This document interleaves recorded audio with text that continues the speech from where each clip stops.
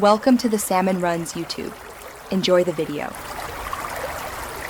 You begin by powering down the console and removing the batteries so the controller is safe to open.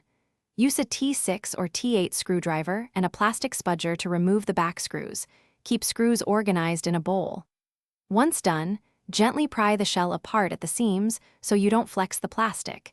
You want access to the LB mechanism. This step is critical because rushing can strip screws or damage clips, and you'll be able to see where the buttons stock and spring sit. Now you inspect the LB assembly closely. Lift the trigger and check the plastic stock, spring, and surrounding board for grime or broken parts. Using 90% isopropyl on a cotton swab, clean the contact area and wipe away debris. Allow it to evaporate. If the spring is bent or the stock is cracked, swap in a replacement part. This is often why LB sticks.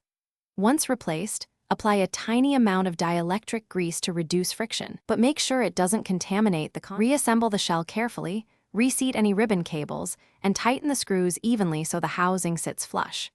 You should test the LB immediately by connecting the controller and pressing the button repeatedly.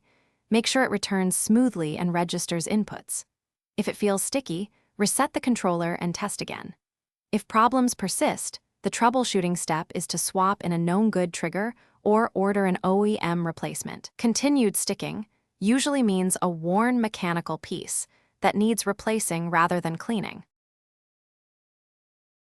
Thanks for watching. Consider subscribing if we helped you.